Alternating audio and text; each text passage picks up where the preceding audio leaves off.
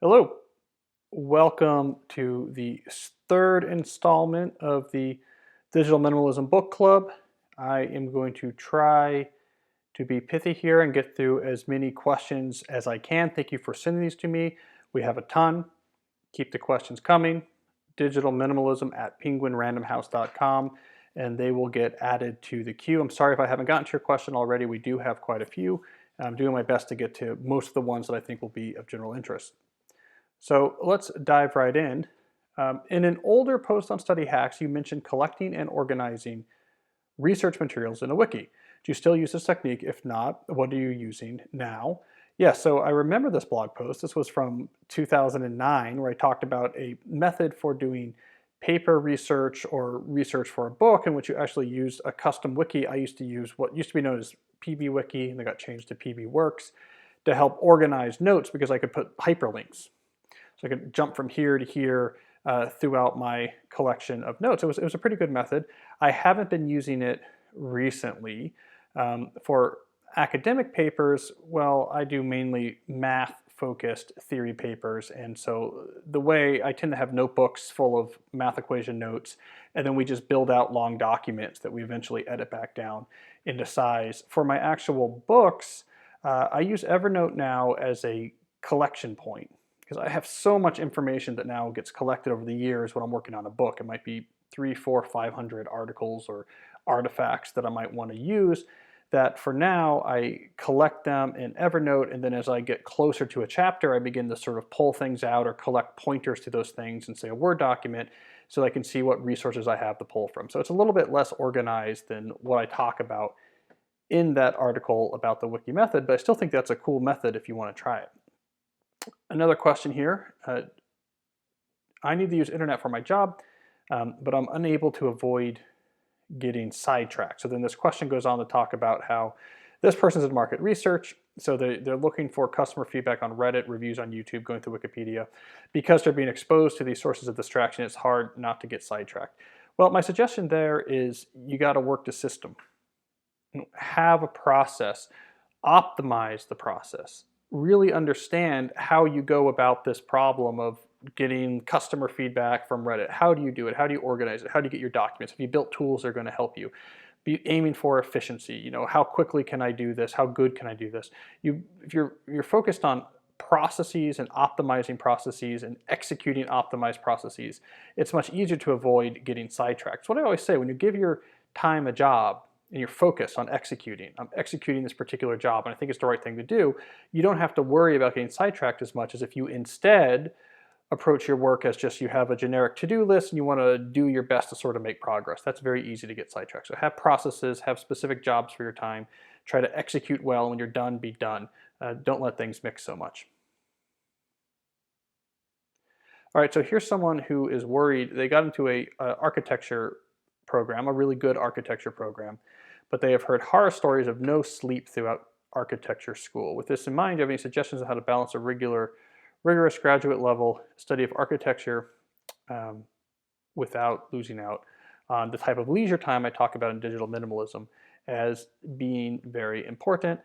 Honestly, my opinion is, with the exception of medical programs where there's actual sort of overnight shifts that you have to work, graduate studies, the difficulty of graduate studies, the idea that you're going to have to be working all the time or stay up really late is mainly overblown. Everyone thinks the level they're at is really, really hard, and then they get to the next level and realize that what they just came from was actually really easy compared to the next level, and if they had just been a little bit more organized, it wouldn't be so bad. So I would say, taking a grain of truth from my early student success guides, ignore what other people say, ignore what other people do. Look at architecture school like your job. Your job is to learn this material. You want to learn this material effectively. You want to produce the best possible project. So figure out what works, what doesn't. Be efficient, be effective, have plans, have schedules. Treat it like you are a C-suite executive trying to make the most of your time. I can almost guarantee you that if you do this, you're going to find that actually graduate school is not nearly as demanding as the sort of less organized, more haphazardly working peers around you seem to think that it is. So in other words, I think you'll get some sleep if you're careful about approaching this and treating it seriously like a job. not sure if that's actually helpful to you, but it's been my experience. Let's see here. Okay, here's another question. So here's someone who's trying to connect digital minimalism with So Good They Can't Ignore You, which actually I have, see here. 2012 book by Dr. Cal Newport.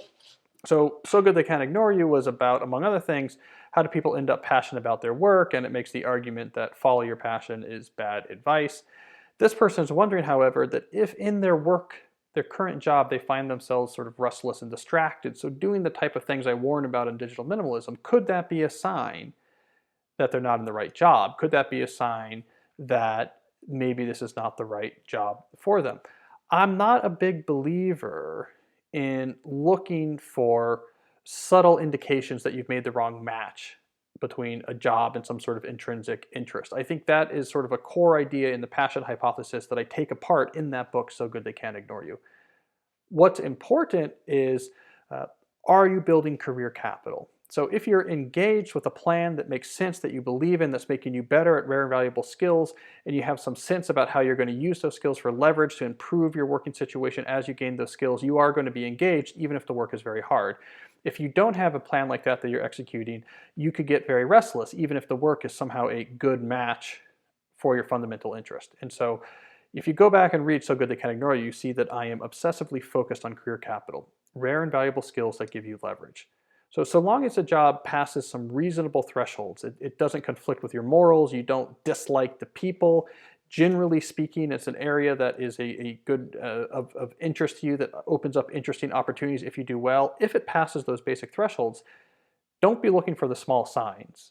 Don't be worried that the fact that you're checking Facebook all day means that this job is not a mythical right match for you. Instead, let that be a sign that you're not getting after it. If you want to build the passion in your career, almost certainly the best approach is to become so good you can't be ignored at rare and valuable skills. Use that skill, that career capital then as leverage to shape the career exactly how you want to do it. So restlessness is not a sign that you have the wrong match. Restlessness is a sign that you're bored. You're not going after it. You're not getting better. You're not trying to build skills. You don't have a plan you're executing. You need one. Get one. It will help. So someone else is asking about, I talked about in a couple places how I often will email to myself my weekly plan with the idea that that's a relatively safe place for it. Most days I have to do some email, so I know I'll see the plan. And so the question here is, if you email it to yourself, how does that work? Do you print it? Do you leave it at the top of your inbox? If you make a new plan, do you delete, archive the old one, keep the new plan at the top of your inbox? How does that work? So I use Gmail, and so in Gmail I have multiple labels that I use because I actually manage multiple email addresses through Gmail, right? So my Georgetown Computer Science account comes into sort of a Georgetown Computer Science label in Gmail. There's just an auto filter that automatically adds that label and archives it when it comes in. My various writer-related addresses come in and are automatically added to different labels. So I use labels within Gmail much in the way that you would use folders in a sort of classical email program like Outlook. And so I just have a label for weekly plans, but also for my experiments and also for my temporary plans. So I don't have a general inbox where everything is. I have these sort of folders, these labels that give me virtual folders. And so you can imagine it's like I have a folder just for things like my weekly plan, temporary plan, notes, experiments that I sometimes put in my inbox. I do occasionally print it out. It kind of depends on the week. Sometimes I keep it in there. Sometimes I print it out. If I update my weekly plan and I want to email myself a new copy, I do delete the old copy. I actually keep a date and version stamp, just out of my own curiosity, on my weekly plan. So I'll have the day, the time of day, and then if I make multiple changes on the same day and the same time of day, a version number. So it'll say something like weekly plan, Wednesday afternoon edition. And then if I'm like, I missed something, I want to make another change, I'll actually call it weekly plan, Wednesday afternoon edition, version 2. Just curious. Throughout the week, I generate usually multiple versions of my weekly plan, though I will say I've had a recent change to my weekly plan methodology this week, actually. I found that I was replicating too much of the information in my productivity system. I was replicating too much of this information in my weekly plan. So in particular, I was doing two things. One, I was starting to fill out under each day what my set appointments and events were for that day. Like, well, I have this, I'm teaching at this time, and I have this meeting at this time, and this call at this time, and then I would highlight the time for calls or something that was non-standard that I didn't want to forget about. And I was essentially replicating my calendar in my weekly plan. I was doing this because, well, I was worried I didn't want to forget something. And so I said, well, if I put it in my weekly plan, which I look at a lot, that'll make sure I don't forget it. But that's inefficient. All of those things are in my calendar. I can look at my calendar. They don't need to be in the weekly plan. Similarly, I was going into my task list, which as a pre-order of Digital Minimalism, you were given access to this video I made where I talked about my productivity systems. I use Workflowy to keep my task list. I love Workflowy because it's so simple. You can create all these lists and indent them and put tags. And what I was doing is taking out of Workflowy the tasks that I definitely want to get done this week and copy them into my weekly plan. This is inefficient. These tasks already exist in Workflowy. Why do I need to separately copy the ones I want to work on into my weekly plan? And so now I've streamlined my weekly plan where I say, okay, I have to learn to trust the systems I have. I shouldn't have to replicate myself or give myself extra reminders. If I forget some things, let that be the jolt I need to stop ignoring my calendar and stop ignoring my task list. So now in my new weekly plans, I don't replicate calendar events. I just look at my calendar each morning. Now in my weekly plans, I don't replicate tasks. I actually just have tags, urgent tags on the task within Workflowy that I definitely want to get done in the week. I look at Workflowy, I look at the urgent task each day. So my new methodology now is when I build my daily plan, I'm looking at three things: the calendar, the task list, in particular the tasks that have been tagged as urgent, and my weekly plan, where my weekly plan now can capture non-scheduled work. Okay, I want to work on X, Y, and Z this week, try to get as much done as possible before class on Tuesday, Thursday, like that type level of abstract planning, as well as maybe some systems that I'm trying out that week. Like, okay, I want to do 30 minutes of non-urgent tasks every single day. So make sure you fit that in every day. That type of stuff, right? The stuff that's not on my calendar, not on my task list. So now my weekly plan is much smaller. I'm not replicating efforts. I look at the notes in my plan, I look at my calendar, look at my task list, bam, make my daily plan for the day. I hope to get your suggestions on this. Is it possible to overcome brain tiredness after work to actually learn something? If yes, what do you suggest that people like me do? Well, people who take their cognitive performance very seriously treat their brain just like athletes treat their general fitness. So they care about sleep, they care a lot about diet, they eat really well, that really matters, and they are very careful throughout the day of giving their brain rest. So maybe when they're working on something hard at work, they work hard, then they'll give their brain complete shutdown, recharge, and then back to something hard. They're just very careful. The other thing I've also seen is exercise plays a big role too. So really high level cognitive performers get in exercise throughout the day. Not necessarily going to the gym, but I'm talking about they're up and they're moving a lot. I know one person I know who produces a lot from a cognitive standpoint, doesn't like to go more than 60 to 90 minutes without some sort of short, intense calisthenics like push-ups or pull-ups, because this also helps the brain go. Sunlight, fresh air. All of this is me trying to say there are people who take their brains very seriously. To do so, you have to take it very seriously. And so you really have to start caring about these factors. Again, sleep, nutrition, giving yourself plenty of cognitive breaks during the day. By the way, real breaks, solitude time. We talk about this in Digital Minimalism. If you're surfing the internet, if you're looking at social media, if you're looking at your email, your brain is not getting the rest it needs because it's in the mode in which it's processing inputs from other mind, which is an all hands on deck, high energy intensive mode. But real breaks, which is you alone with your own thoughts and observing the world around you. So you do those breaks. They're really big on exercise, intense exercise and bursts of exercise throughout the day, fresh air and movement, sunlight, all of these type of things. This can come together to help you get more mental energy out of your day. Also, really believing in what you're doing or feeling like it's high quality can also help. Arnold Bennett wrote about this and how to live on 24 hours a day. He said that it was a myth, this notion that what you need is after work is to just do nothing and to relax. He says that's a myth. The mind craves stimulation. The mind wants to do interesting, engaging types of things. It's just something that you have to get used to. So you have the Bennett perspective too, which is just don't tell yourself the story that you're so exhausted after work that you can't do anything. Actually, it's much more interesting and enriching for your mind to actually keep working on interesting, exciting things throughout the evening. As a professional writer whose assignments can vary quite a bit, I tend to fall into the camp that finds it tricky to properly estimate how long it will take to complete a task. It is very hard to do. I do a lot of professional writing. It can be hard to estimate. Sometimes you're making no progress and you want to just give up for the day. Sometimes you're making too much progress and it eats into the things that follow later in your schedule. The best thing I can recommend is if you're going to be a professional writer, you need a lot of margin in your schedule. And then you just have to anticipate that it's going to shift and you'll fix the schedule to the best of your ability when it's done.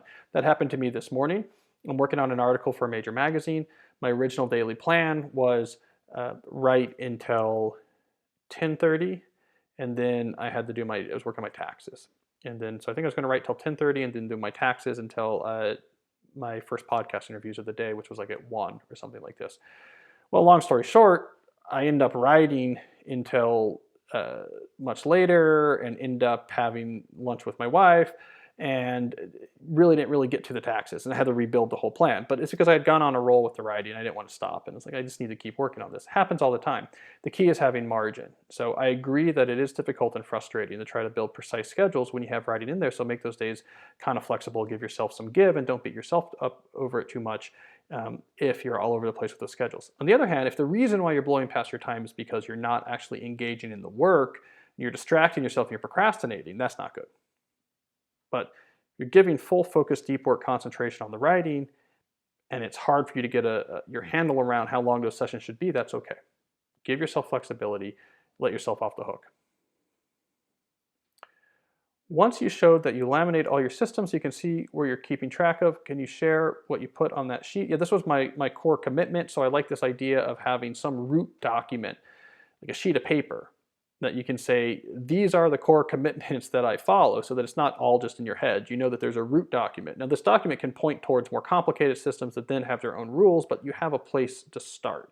And there's been periods of my life where I print this out and laminate it, other periods of life where I just keep it an electronic document. I work on it a lot. I think right now I have a split where I have core commitments and experimental commitments because I like this idea of auditioning a new commitment before I put it on my list of here's the core things I definitely do.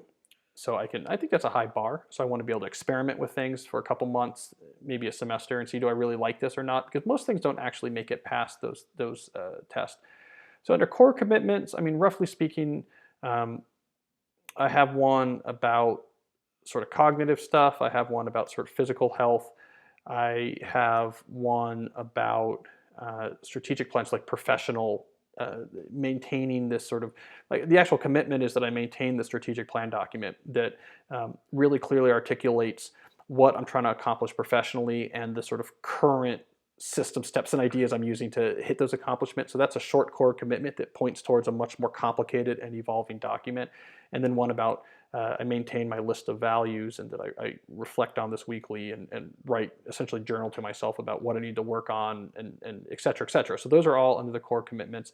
And then there's one about organization. So the full capture weekly, daily planning with bigger picture temporary plans. Basically, the rudiments of my productivity systems are in there under the core commitments as well.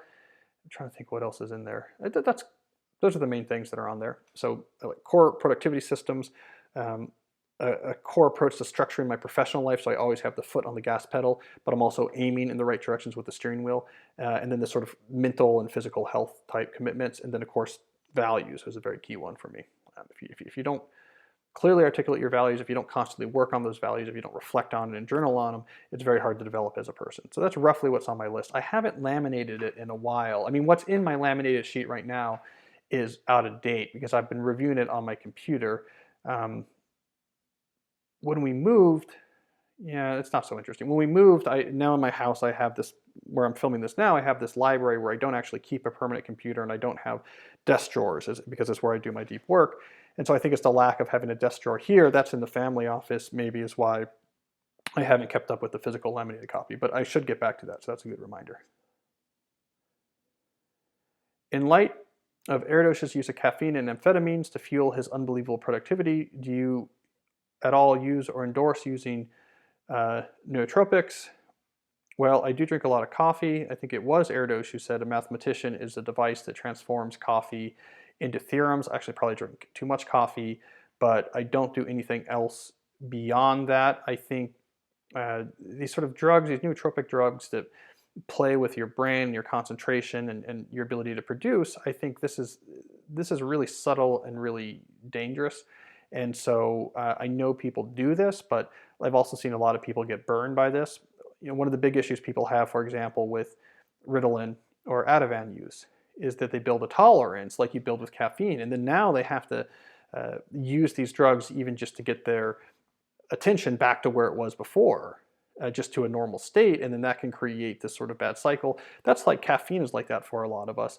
But at least we know with caffeine that we have a 500-year history we can look back on and see probably nothing that bad is going to happen to you if you use a lot of caffeine, and there's sort of some cultural rituals around it. Though I probably drink too much, but I'm very wary about any sort of drug just going to mess with your brain because this is incredibly subtle. And a lot of this stuff is loosely regulated. There's a lot of nonsense on the internet. There's this whole industry of sort of super health focused people that always talk so confidently with all these very precise chemical terms and dosages, and talking about, well, of course I recommend the 3.4 milligrams of the root of, the juca root on a twice daily injection schedule. They talk really confidently, so it makes it seem like they know what they're talking about. But the reality of a lot of these people is that they sort of see one study or hear one thing, and then to them they say, okay, this is the truth. But in reality, these drugs and their effects are very complicated. And so the whole let's improve our brain with drugs we don't know much about, I would tread with caution. I don't do it. Seems to have been okay for me. Question: what kind of feedback do you get from people switching back to reading news on paper? And there's some more background about how they're doing this more. Well, I'm a big fan of reading paper newspapers. I read the Washington Post every morning. Typically, people who do this tend to have a ritual around it. I mean, historically, that's been the case, and there's a reason why that ritual has been around historically. It tends to work well. You have the paper, you read it. I read it over breakfast. That's fine. I read over breakfast when I'm there with my family. So you have a ritual, you get into it. It's a really nice experience because you learn about what's going on in the world and what's going on with your local sports team, which is important to me, but you're not reading things that are algorithmically optimized for some collection of data points that describes you in a statistical model. You don't read something that a system has decided is going to maximize the chance that you'll be engaged, which means it's probably going to try to touch some outrage buttons and leave you feeling kind of weirdly hollow or energized. No, you're reading.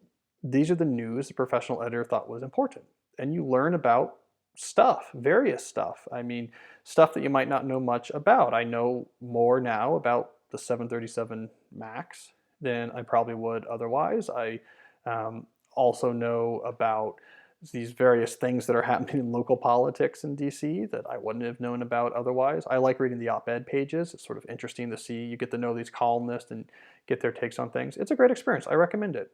If you can get it, get a good physical newspaper. Let that be your main source of news. It's a completely different experience of interacting with this information. All right, let's see here. Ooh, we're running a little bit late. Okay, so let me. I'm gonna leave it at there for now. Keep the questions coming. Digital Minimalism at penguinrandomhouse.com. Next week, I will be back with another video answering more of your questions.